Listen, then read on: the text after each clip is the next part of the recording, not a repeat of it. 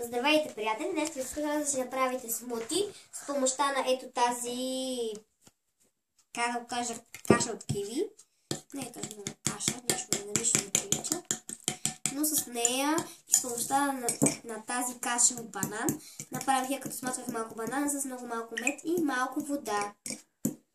С нея заедно ще направим смути. Ще добавя още малко вода към банана. Това си го направих предварително, защото става малко по-бавничко, защото моите плодове бяха малко твърди и не става много добре. Но надявам се смутито да е подходящо за зимните студове и да ви хареса. И така, като имам вече тези кашички, може да добавите сок от лайм.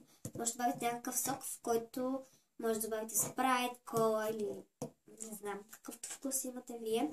Аз мисля да добавя вода или пък ще сложим по-такава сок. Много ми е интересно как ще станат сметят вкусовете и дали ще е хубаво или ще си загубя във времето. Опитвам и от двете. Много добре. Супер, много добре. И така. И така ще смеся кашите с помощта на тази чаша вода. И така. И така ще смеся това, да надявам се да е вкусно. Това не е много добре. Ще стане като някакъв плодов крем. Ще видим как ще стане, като смесим съставки. Защо няма да го мисля.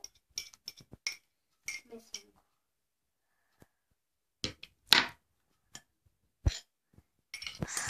Това вътрешки не са като крем. И ги смесвам.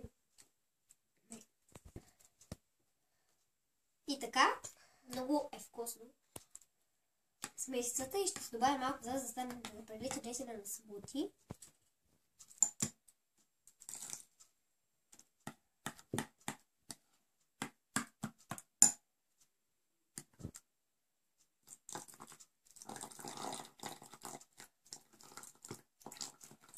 Така, да не препиляваме за водата, защото ще стане